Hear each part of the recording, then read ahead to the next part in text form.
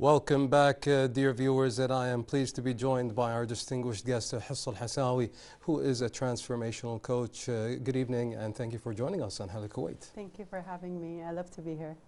Now, first and foremost, Ms. Hussa, what inspired you to become a transformational coach?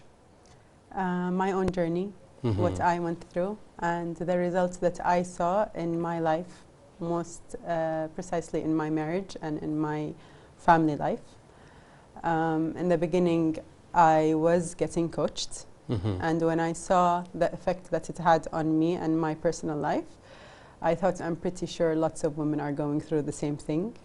And we all dream and think of having a beautiful life with our partners and our kids. Yes. And I thought we all deserve that. So what is better than me sharing whatever I went through with other women around, especially my country.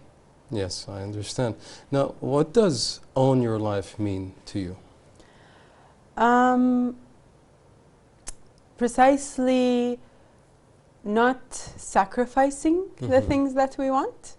So we've been fed the misconception that we must sacrifice something for something, and mostly the sacrifice is sacrificing something good for something good.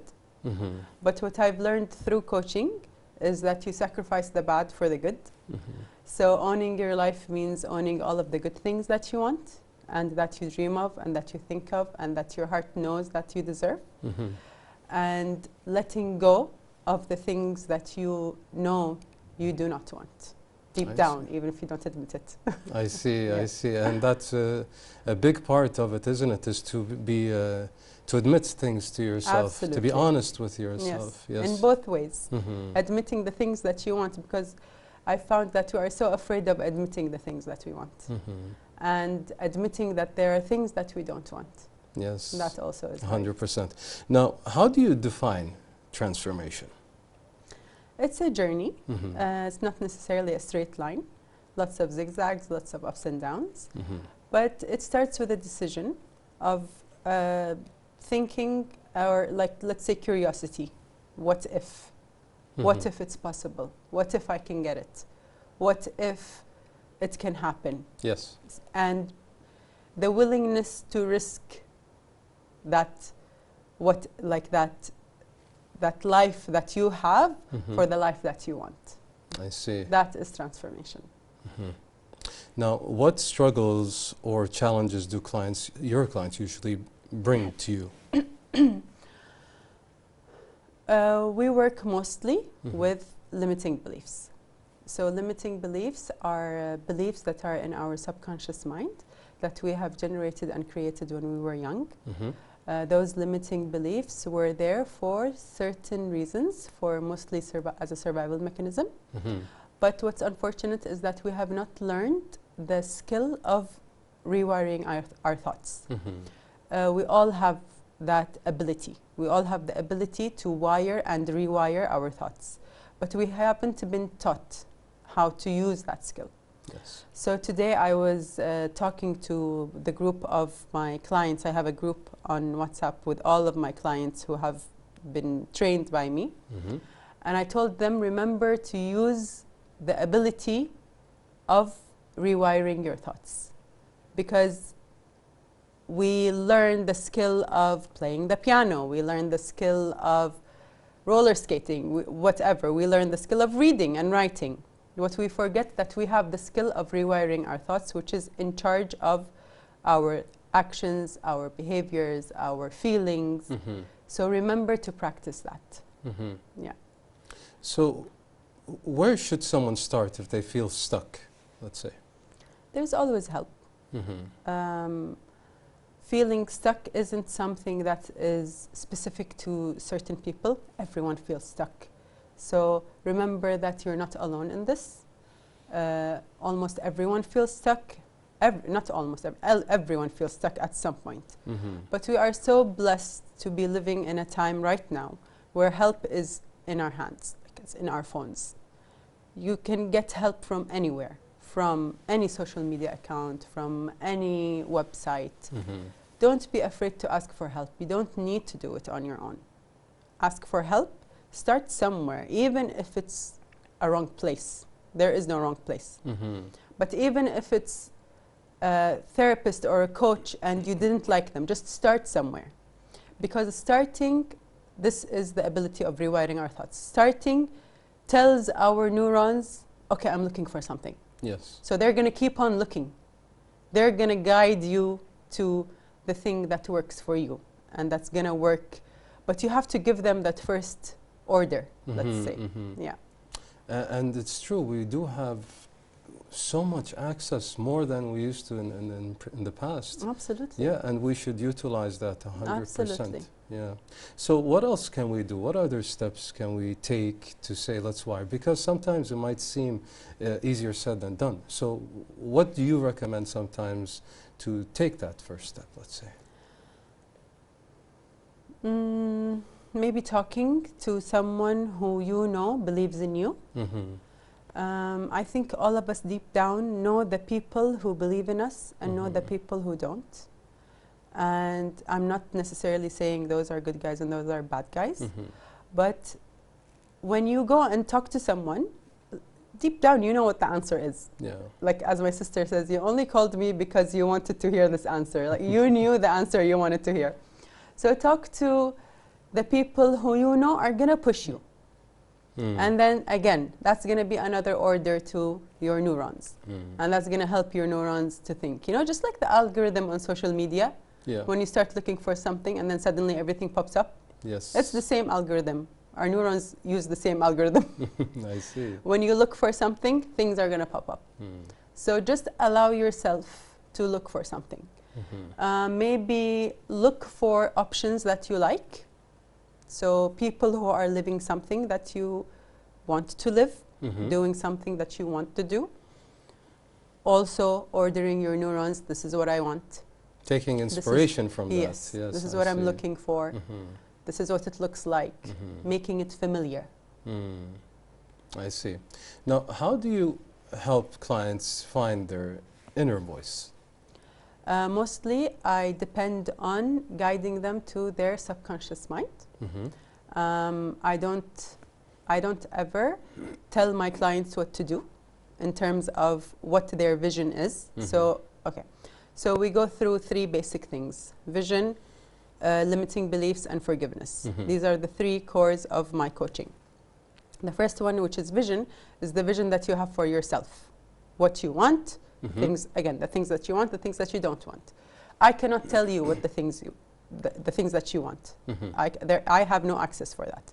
Only you have access for that. So what I can do is help you go through a mental exercise to relax your sympathetic nervous system, bring up your parasympathetic nervous system so that you can really say what you want, not what you want out of survival. I see. Yeah. Now, what mindset shift can quickly change someone's life? What kind of mindset?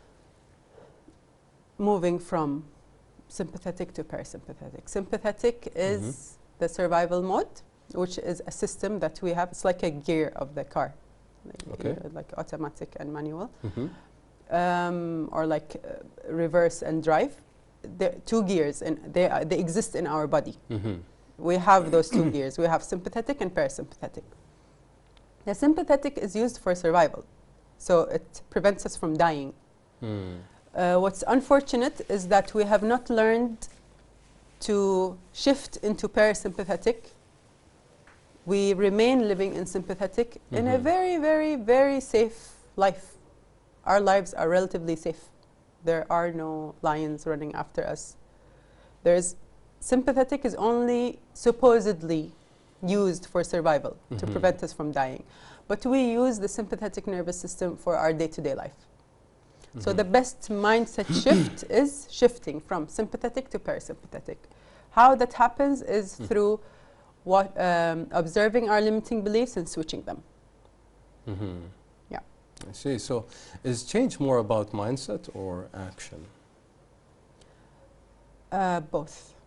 Both have to happen. But action without mindset is so much harder. Is it? Yeah. So if you want to do action without changing the mindset, you're going to be doing 10 steps instead of 1. It's much harder. Much harder. So you're going to be fighting the wave, going against the wave. Yeah. But mindset and action, when they are aligned, that's when instead of doing 10 steps, you're doing 1. And you're getting better results. Efficient. So much more efficient. Time saving, money saving, everything saving. Well, Ms. Hussa, we would like to take a break here. Would like to pause here as we do have a report to show our viewers, and we'll be right back. Now, dear viewers, as usual, everybody behind the scenes have been working diligently to bring you the best content. And with that, they have prepared this report about self-improvement. Let's watch it together, and we'll be right back. Stay tuned. Welcome back, dear viewers, and I'm pleased once again to be joined by our special guest, Hussa Alhassawi, who is a transformational coach. And now, Ms. Hussa, would like to move on. How important is self-awareness in transformation? Self-awareness is part of transformation. You go through transformation by having self-awareness. And it's a continuous cycle of one feeding the other. The more self-awareness you have, the more transformation you have. The more transformation you get, so the more self-awareness you have. It's interchangeable. One feeds the other. And one is necessary for the other. To have self-awareness, you have to go through transformation. To have transformation, you have to have self-awareness. So they don't really, like, they interlock. They go hand in hand, I see. Now, how do you stay balanced while trying to guide others, Ms. Hussa? How do I stay balanced? Yes. Personally? Yeah. Okay. I practice what I preach. Basically, I go through my own, like, I go through my own coaching. I have coaching for myself. I have coaches. The institute, that Brave Thinking Institute, is the institute that I got certified with. I get coached by them. I have other coaches. I constantly work on myself because I cannot coach my clients if I'm not at a continuous elevated state. And also, I have to keep on reminding myself of their journey and what they're going through. So it's my personal love. I love being coached. I love it. And I love understanding myself. And I love understanding what God created in me. So that keeps me going, balanced, as we say. And what's the biggest lesson you've learned about people? That we're all the same. We all have... Somehow we're all... we're all the same. We all have the same pains. We all have the same dreams. Like, there is nothing you can go through that I cannot understand if I really go down to the deep core of it. We're all the same. Everything is the same. And it's a practice of compassion and understanding and awareness. And this is where the beauty comes in enjoying life. Like, this is the real self-awareness. So I know in coaching we show the transformation and you know, I fixed this and I did this and all those things, but really it's the core that's changing, which is what we're working on, and this is the real beauty, not the things that you get. I mean, I shouldn't be saying this, but it's not the things that you get, it's who you become, which is the most beautiful, like the priceless thing that you get from understanding yourself and being self-aware. It really is priceless, isn't it? It's priceless. And isn't that the most important part of empathy, is when you can see a little reflection of yourself in somebody in front of you. Absolutely. Yeah, and that is the most rewarding, to be able to understand that and cater to that as you so professionally do. Absolutely. It's so rewarding. It's so fulfilling emotionally, and it honestly feels like, okay, I'm doing my job in this earth. When you see, when I see a client like feeling good, there is nothing tangible that I can give to that, you know. I can easily say, oh, her business doubled, or whatever goal she achieved. But feeling good is the real thing that I am working for, because when my client feels good and feels aligned and understands herself, literally everyone in her life is going to get affected by it. Everyone in her life, including her, first and foremost, her kids and her husband. That's like, what do they call it? First, in like insurance or first level, you know?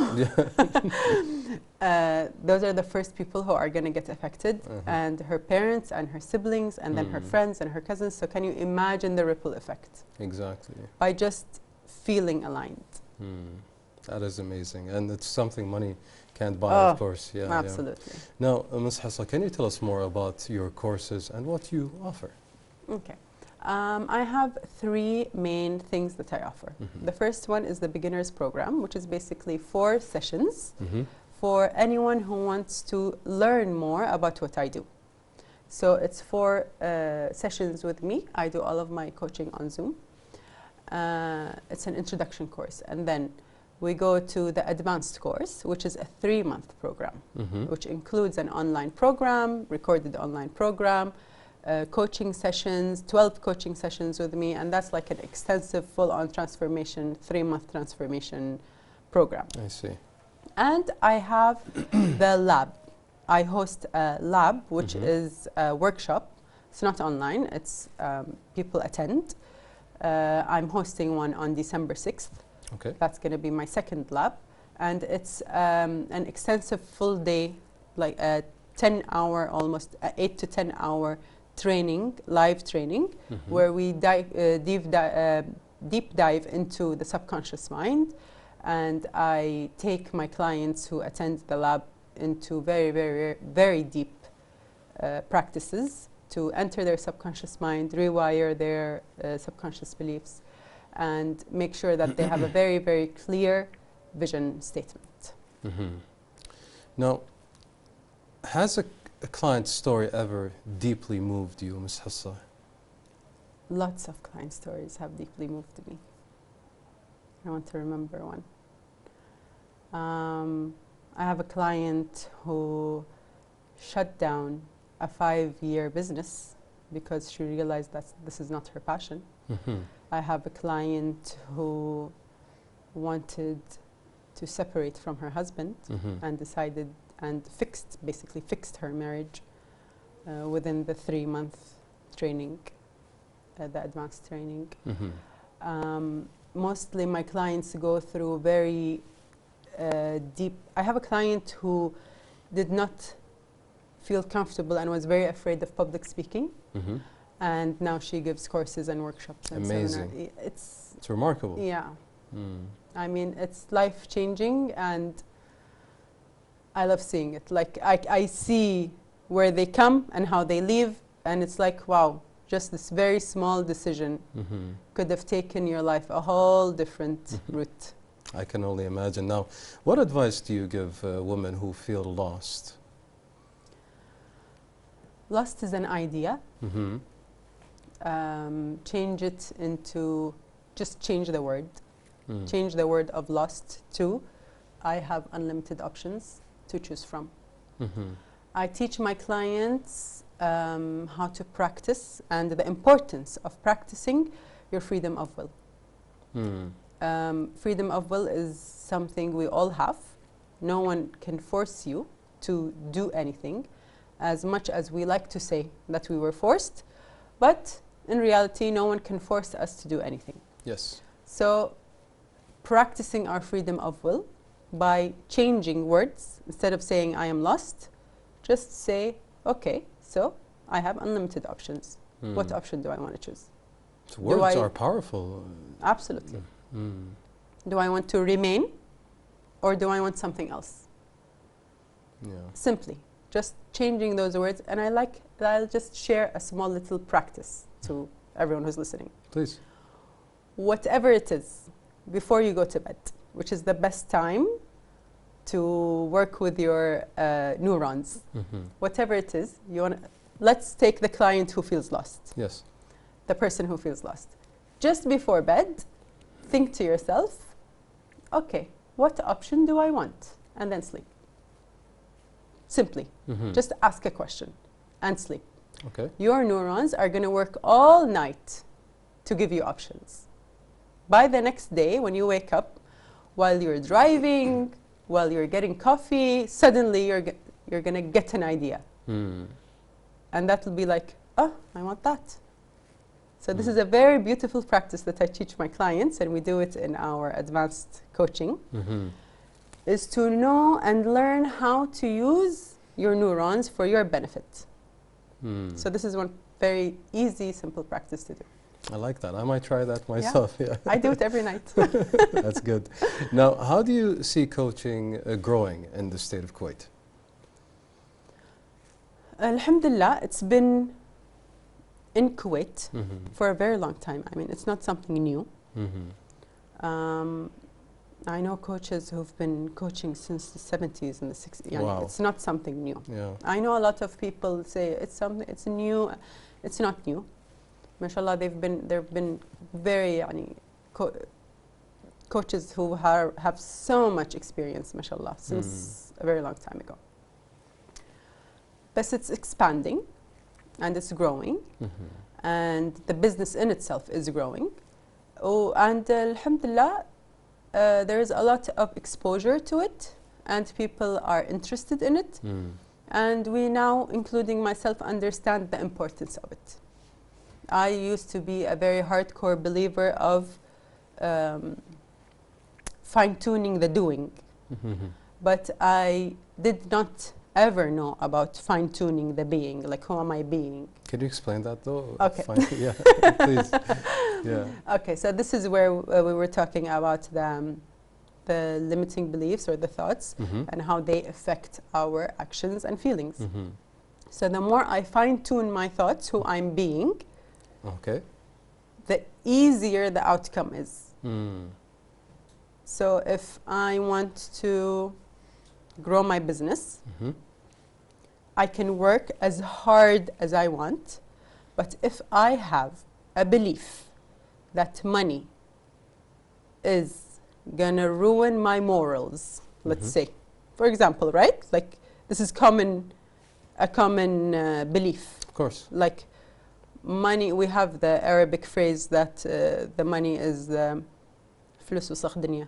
It's like the root of all evil. Yeah, the root of all evil. Like if I have that belief, then no matter what I do, my subconscious thoughts are going to guide me to not having money, because they control 95% of my thoughts.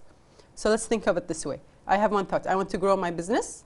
I have 19 thoughts speaking back to that one thought, telling it, no, money is not safe, money is dangerous. Negatively, basically. Negatively. So just simply imagine it as one person talking and then 19 people talking. Yeah, that's limiting. Who's going to win? The 19 people, exactly, obviously. Yeah. So this is where the being is. When we fine-tune those thoughts, now imagine one person saying, I want to grow my business, and then 19 people saying, oh, it's fun. Oh, we like that. Oh. So you will grow easier. I used to believe before in fine-tuning what I'm doing. Let me fix my marketing. Let me fix my social media account. Let me fix, Yeah, I see. the doing. Yeah. Well, Ms. Hussa, we really enjoyed this interview. We really thank you for being with us and giving us your insight. Thank you. Thank you so much. Well, dear viewers, that was Hussa Alhassawi, who is a transformational coach. Now we move on to this report about the 6 habits of successful people. Stay tuned.